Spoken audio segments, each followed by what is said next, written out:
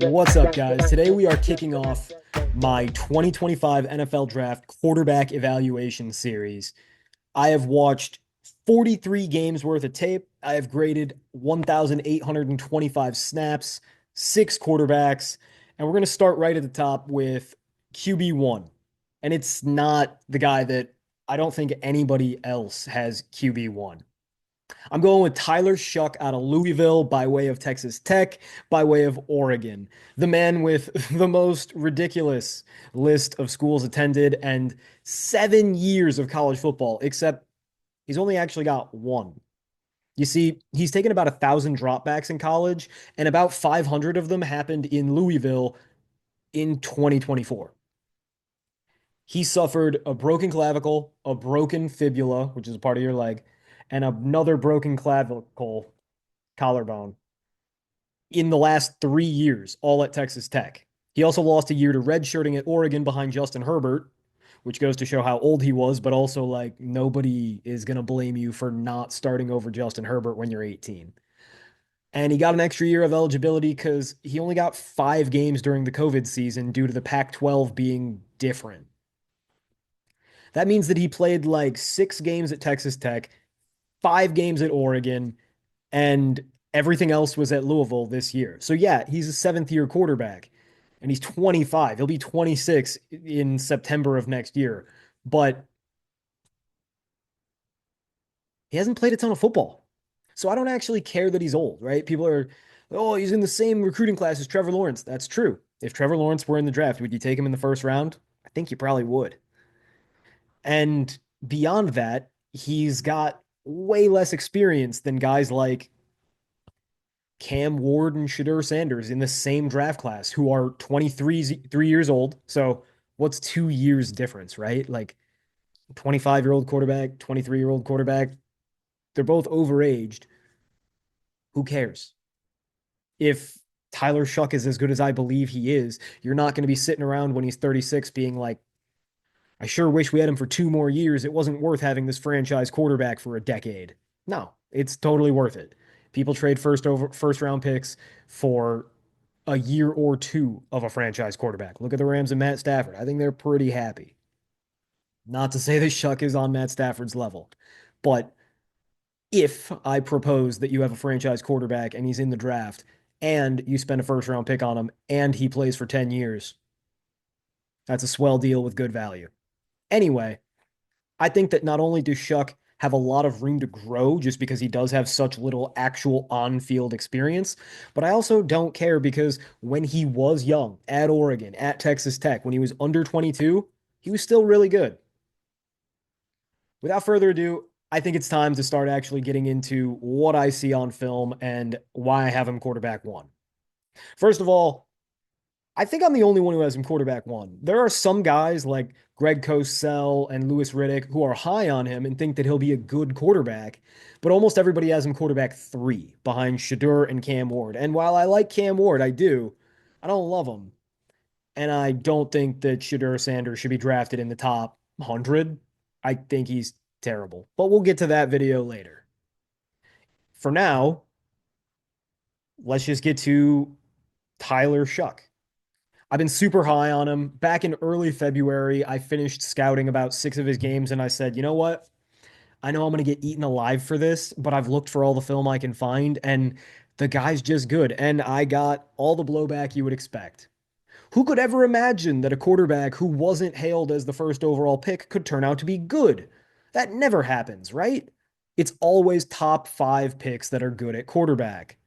You never find late round guys. You never find guys with weird paths. You never find unexpected guys who slip through the cracks.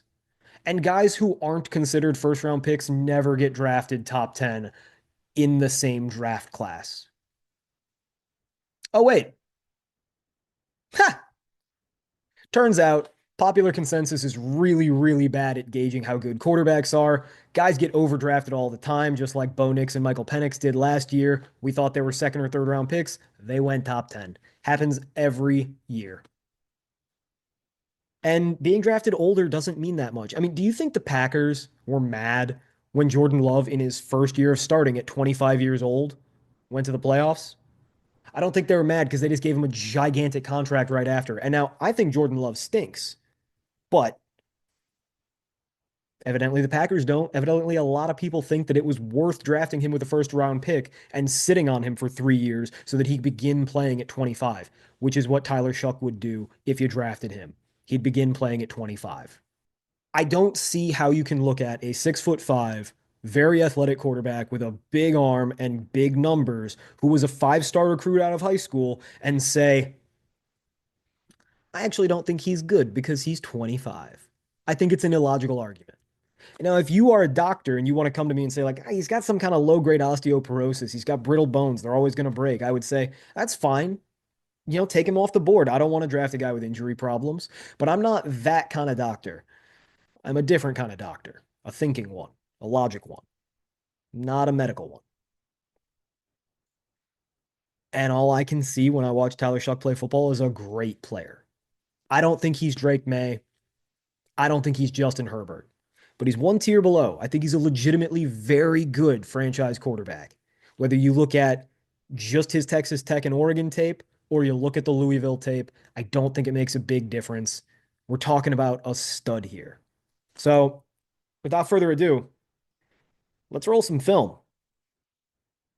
First up, we're going to talk about range and power, and this is just how far the guy can throw the ball.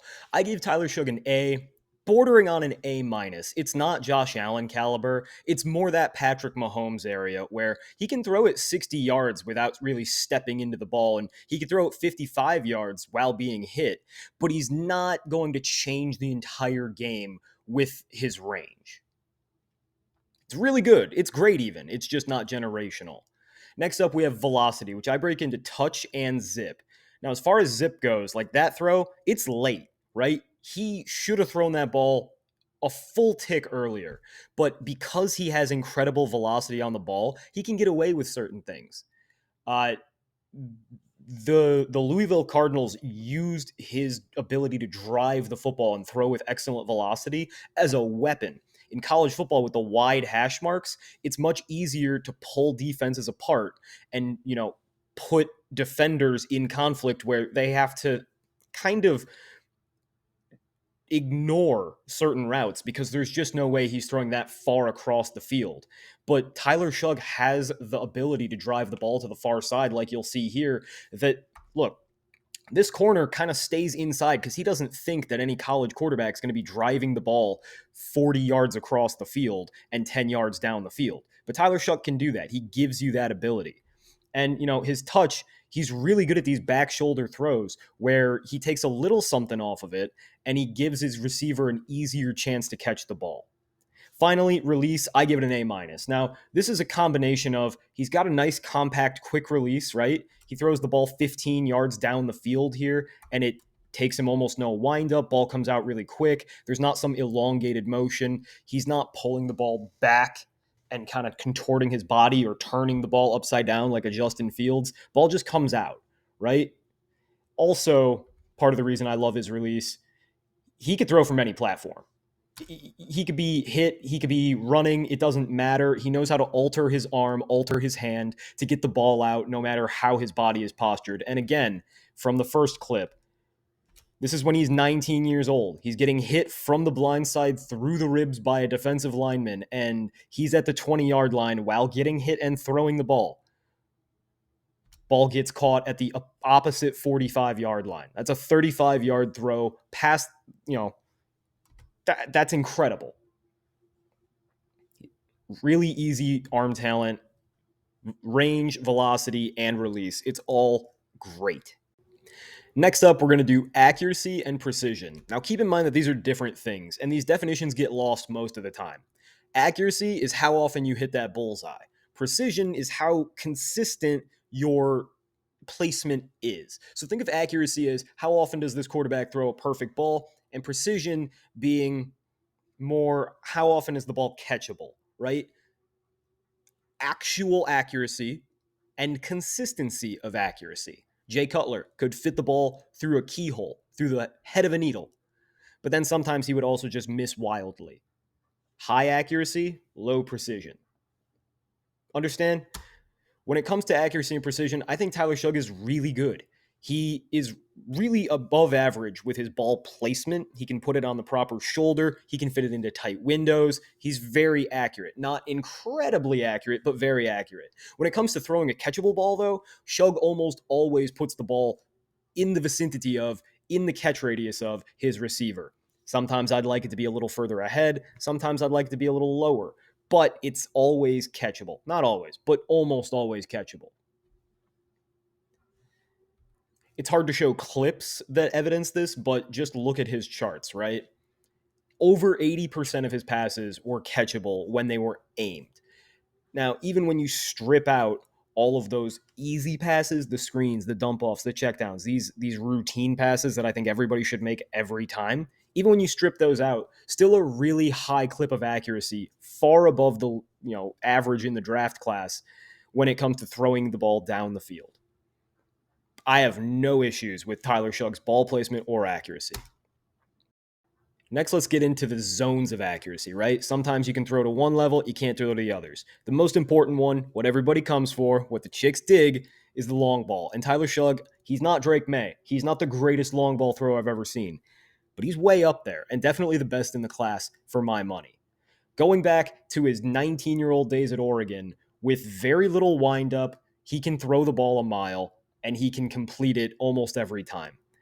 In fact, he was accurate on 55% of the 40 deep balls I watched him throw in the 9 games I graded. And probably 8 of those that were inaccurate, the ball was where he wanted it. He was just too late on the throw, right? He threw the ball ill-advised, but it was accurate and catchable. He's got a great deep ball stemming from that awesome release and that great range that we talked about earlier. He doesn't need to put a lot of effort into his deep ball, which allows him to focus more on the accuracy portion of it. And as you can see, it's beautiful. It's got just the right amount of arc to let receivers run under it, but without, costing him his range. It's consistent. Again, I graded 40 of these. I've included about 20 in this video. Obviously, I start with all the good ones. I move to the iffy ones, and then I get to the bad ones. Like this one is iffy. I think that this ball should have been caught. I think that it was a little bit of defensive pass interference, and I'm having to project a little bit. If you want to say this is inaccurate, fine. If you want to say it's accurate, I'm with you. Either way, you can see that the ball placement is pretty good. The range is great, and he's even managing the pocket while doing this. And that's the one thing that I think is really key for Tyler Shough. His deep ball usually comes early in the down or after navigating a pocket. He's not just sitting here in wide open pockets throwing, darts to guys who are wide open. Even when he's late like he was there, we talked about it earlier, he's got that zip, he's got that velocity. He can drive the ball into windows that should already be closed. Now in the NFL, that's probably a pass breakup, which is why I put it at the end. It shows talent, it shows accuracy, it just shows bad decision making. But hey, he's not perfect. And, sometimes you miss on deep balls. Sometimes you predetermine a read and you throw them into coverage where you shouldn't. Like here, that's an accurate ball. It's into double coverage. Don't throw that. So I grade it as bad, even though it's not indicative of an inaccurate arm. Same here. Just covered. At a certain point, I'm going to have to stop talking because there's just so many deep balls that I'm going to run out of things to say. But I really like Tyler Shough's deep ball. I think it sets him apart from the competition. Next up, we have the intermediate ball. This is where I think Tyler Shough's at his best because he gets to utilize that drive. He gets to utilize his excellent understanding of the back shoulder throw and leverage of a cornerback. I mean, look at the zip. The key to being accurate to the mid-level, the second level, the intermediate range is having really killer arm strength. People get it confused. People think that the arm power comes into play a lot on the deep ball. I don't agree. I think it comes in on these intermediate throws, and Tyler Shough is awesome at them. The placement, the power, it's all there. Finally, we've got short accuracy. This is where Tyler Shough is above average, but not special. And keep in mind, everybody's good at short accuracy. Like every quarterback you've watched in college can hit the short ones often enough. I'm not going to clip up a bunch of short throws by Tyler Shough, but when he misses and it makes you go, it's typically on these shorter throws. So here I have a chart of every game I've graded from Tyler Shough, and you can see his accuracy. 80.37% of his aimed passes were catchable. Every single game he's played is over 70%, and most of them are over 80%. That's crazy. Both in the 2025 or 2024 draft class, so the one that just passed with Caleb Williams and Jaden Daniels and Drake May and all those studs, the average was 71.3%. And that bears out because in the 2024 NFL season, NFL starting quarterbacks were accurate on 72% of passes. So that's stable. And it's been stable for the 4 years that I've been doing this for college and NFL. It's always about 72%. Tyler Shough's at 80. That's crazy. Accuracy plus is a grade where I strip out. I just take your accuracy and I subtract all the routine throws from it. You don't get credit for those. You still get harmed for all the ones that are inaccurate. And he's at 55.86. Again, the average is usually about 44, 45%. Last year it was 43.5. He's crushing it. He doesn't produce positive plays as often as I would like. He's a little below average in that regard because he's throwing so many short passes, but he protects the ball extremely well with only 18.8% negative plays. Goes to show you, even when he's not hitting downfield passes as often as I would like, and that's largely because he was in some really conservative offenses at Oregon and Texas Tech, he's not doing bad things. He never takes sacks. He's not missing throws, and he's not throwing interceptions, except against Boston College and Oregon. Oh well. Even if we only look at games where Tyler Shough was under 22 years old, the accuracy is still 80%. Accuracy plus is still 56%. Next up, we're going to talk about the mental aspects of the game, which are really difficult to demonstrate and evaluate, but they're also probably the most important part of a quarterback's game. I think that there are two kinds of processing, pre-snap and post-snap. Pre-snap is like regular chess, where you have all the time in the world, 45 seconds, but who's counting, to diagnose a defense, set your protections, and change any routes via checks, audibles, what have you. You also have to figure out who your first read is, because your first read against cover 2 is very different from your first read against man, cover 1, which is very different from your first read against cover 0 all-out blitz, right? You have to figure out, am I throwing that post, or is it going to be middle of the field closed? Am I throwing that curl, or is it going to be Tampa 2? Totally depends. Pre-snap, I think Tyler Shough is really good. He gets to his first read almost every time, and his first read is almost always the right one. He's really good at figuring out when he's going to get one-on-ones so he can throw deep on his first read. He's one of the best at finding first read deep shots in the draft class of prospects I've seen in the last few years. That being said, after the snap, things get a little bit hazy. And if I think there's one thing that could sabotage Tyler Shough's ability to become a franchise quarterback, it would be his post-snap processing after the snap. This is no longer regular chess. You don't have that much time. You have 2 or 3 seconds. This is more like speed chess, where you have to make instinctual, impulsive, good moves. And I think that sometimes Shough gets a little reckless. Sometimes I think he sees things a little slow. Sometimes I think he's late.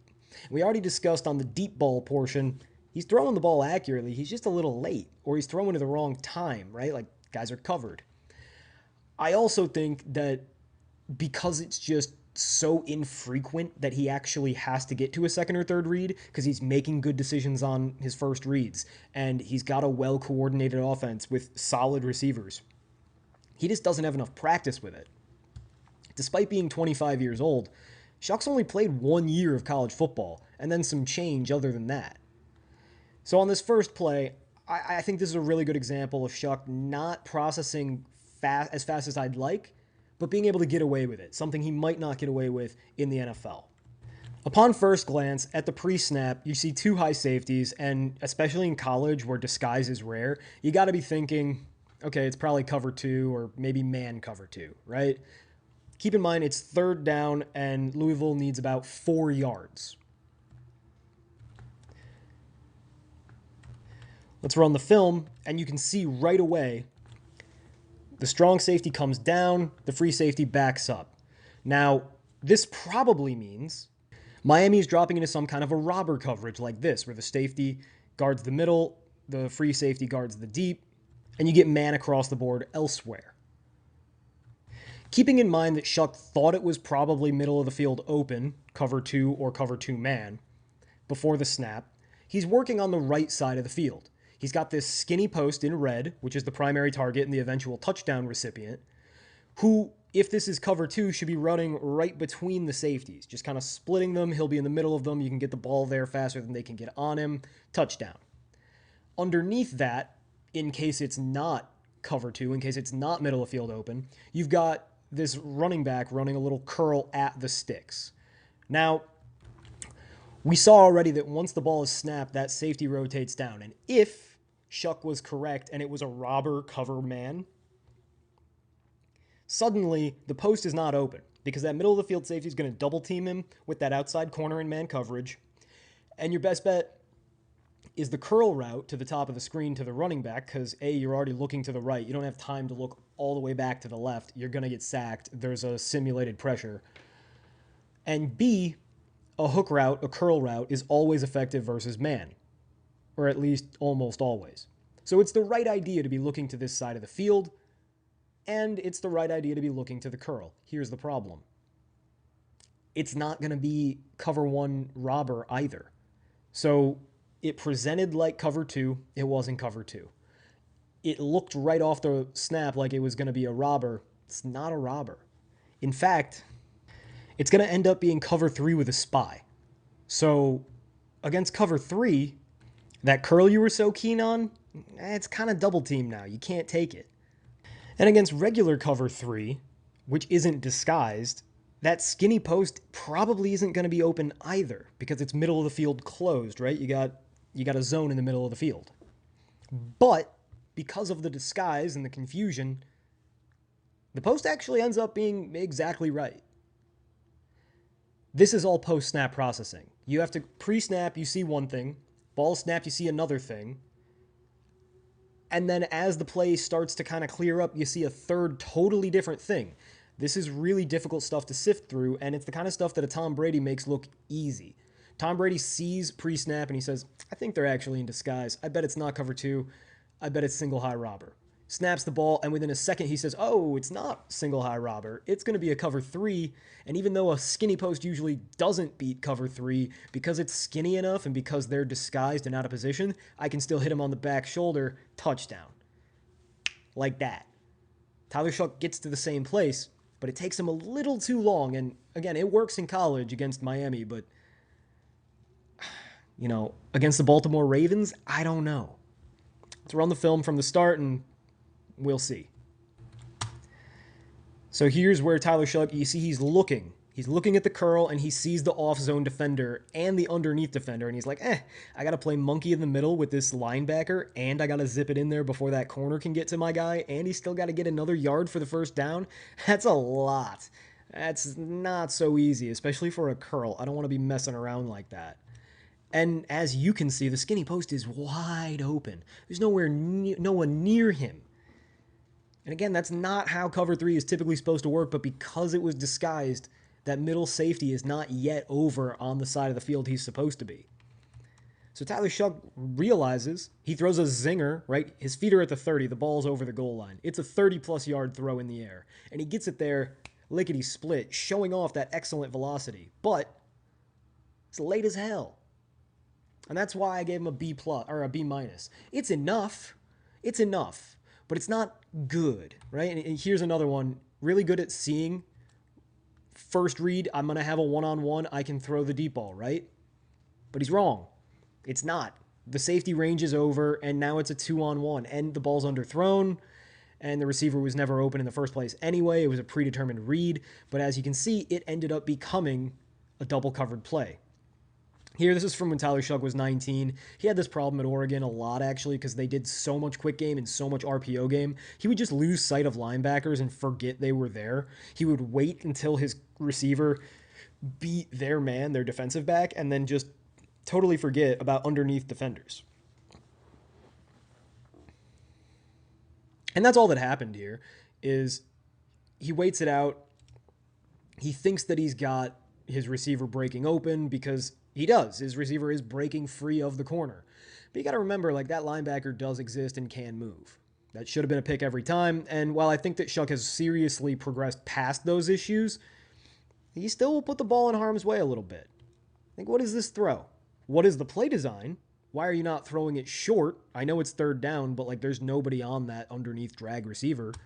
But why are you throwing downfield into triple coverage? Shough has some issues with processing. I don't think they're big, and I think that they're easily mitigated by A, getting some experience, and B, having a good coach, right? Most good quarterbacks in the NFL, or most productive quarterbacks, I don't have to worry about second and third reads. The offense is designed well. They get the ball out. Pocket presence, I gave a B plus. Shough took 2 sacks that I blamed him for in all the 9 games I watched. And even on plays like this, like, yeah, he doesn't gain any yards, but look at how he navigates. Top of the drop, immediate pressure, easily slides up and around, steps up and through, and if his right guard could just hold that block a little longer, Shough's going to pick up a big first down. Regardless, he gets back to the line of scrimmage and then some. He does a really good job of navigating the pocket, and when in doubt, he has the arm talent to do crazy shit like that. Throwing off arm angle, throwing through pressure, throwing while being hit, he does not mind. I think he's actually really good at handling pressure and finding outlets when he's hot.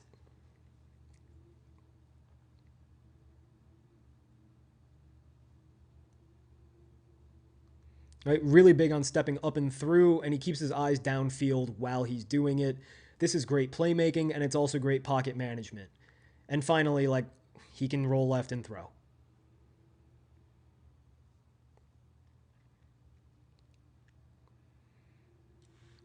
Right, see here, he navigates twice. He drops back. He's getting pinched. What does that mean? He's got a defensive end on either side that are both winning. He sees the pinch, he steps up and beats the defensive ends by going through them. He then rolls out, realizing I can't just sit here and wait for them to come and get me. I've got to be on the move so they can't catch me. And while rolling out, he makes a downfield nice throw. That's great pocket management. I think he's an above average pocket manager. I don't think he'll take sacks at the next level because of his combination of really good pre snap reads and his excellent ability to navigate, especially by stepping up through and then rolling out, being able to throw while he rolls out. Finally, we're going to talk about athleticism, starting with mobility. Tyler Shough can move now. Don't get it twisted. I give him a B plus. He's an above average athlete for the quarterback position. Just because he's 6'5" and 25 years old does not mean the man can't move. When he first came in at Oregon, he was a true dual threat quarterback. They used him on a ton of quarterback runs. Even still, after breaking his fibula a few years ago, he can move. He ran a 4.63 at the combine in Indianapolis, and that is absolutely evident on the tape. He's also physical. He's a big dude, and he'll throw his body around. There's even a play against Clemson in 2025 or 2024 when he straight up trucks 2 dudes and flips into the end zone. He is not afraid to put himself in harm's way, and he can take a hit. Next is playmaking, A minus. The arm angles, it's crazy. He can make some serious things happen. And I wish I had all 22 film of the Notre Dame game for you because he had some of the craziest highlight throws, fading away, throwing downfield. He gets it. He's a gamer. He's a type of dude who can throw on the move, who understands where people are, understands, time and space, not like a Mahomes, but the same kind of thing that Mahomes specializes in. I think that he's got a little bit of a Justin Herbert streak to him where he doesn't utilize this playmaking as often as I'd like him to, but boy, is he good at it. And he never takes sacks, which I really appreciate. You add in that arm talent too. It's easy. When he's scrambling, he doesn't have to take the checkdowns like a Caleb Williams usually does. He doesn't have to use his legs. He can stretch the field while moving. Tyler Shough is 25, and there's some people who just aren't going to be able to get over that. I don't think it matters.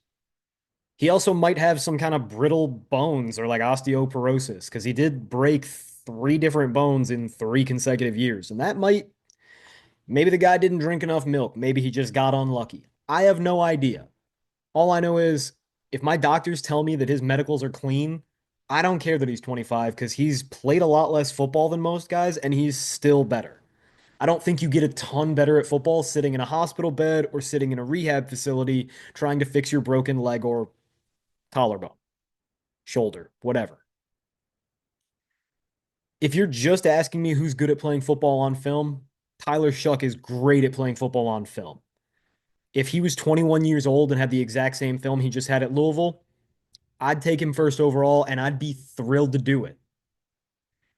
If you think that maybe he's developed unfairly because he's so much older, I'd say, okay, let's just look at his games at Oregon and Texas Tech when he was under 23 years old, right? So we're only looking at the 2022 and 2020 seasons because that's when he played. I graded 4 games. His average game grade was a 2.68. That's a B minus. That is a top 10 pick anyway. And then when you add in what he did at Louisville, suddenly his GPA is 3.06. That's a B plus. That's like first overall pick level. Holy shit. Not quite Justin Herbert level. Certainly not Drake May level, but really, really good prospect. Better than Caleb Williams was last year. Granted, I was a lot lower than most on Caleb Williams. I think this kid's going to be a stud if he gets a chance to play. And I don't know if he'll get a chance to play. For all I know, next week, when the combine news starts to trickle out, they say, he's got worms in his bones. He's never going to be able to hold up, and he never plays a down in the NFL. But all I can do is tell you what's on the film, and the film is damn good. You're telling me that there's a guy out there who's 6'5", runs a 4.6, has a big arm, a really accurate deep ball, never takes sacks, and is really accurate to the middle of the field. I'm taking that guy high. The one reason that I fear he could fail to pan out the way I see is that he does make post snap mistakes. But who doesn't? They all do. I give him a 2.9 grade. 2.9 puts him just under a guy like Justin Herbert, who I had at a 3.3 grade. And, I gave Drake May a 3.8. Uh, it puts him above Caleb Williams and Trevor Lawrence, who I both gave 2.5 to. Or sorry, I gave Trevor Lawrence a 2.6. I wasn't that high on them. I think this guy's going to come in and be the best rookie quarterback we've seen in like 4 years if he gets to play. And that's a huge if. But if you put this guy in San Francisco, Miami, LA doesn't need him anymore. If you put him with the Giants where he gets to throw downfield, I think he could be really successful immediately, right? His best fit is in a vertical offense like the Giants run. Uh, I don't think you can go wrong putting him in a Kyle Shanahan. Basically, anybody can execute a Shanahan system, right? That's the whole point. I'd be afraid to see him go to Tennessee just because I think Tennessee is such a disaster. I really don't like Brian Callahan as a coach, but I think the guy's awesome. What do you guys think? Am I way too high? Am I way too low? What am I missing? Do you think that him being 25 is a problem? If so, explain why. Because we've established it's not about the contracts and like how long he's going to play. The Packers already decided they're cool with that in Jordan Love, and nobody seems to mind. And it's probably not about the experience he had because he was good when he was young. He just got hurt and couldn't play. And it's not like he developed while he was hurt. So, what other reason could there be to care that he's 25? And if you're a doctor and you've x-rayed him and you've done MRIs and you could tell me his bones are broken, let me know. I'd be glad to note it in the chart. Barring any of that, this is what I got for you. So, quarterback one of the 2025 draft, Tyler Shough. That's all I got for you today. I guess I got to keep grinding film. Until then, though, hasta.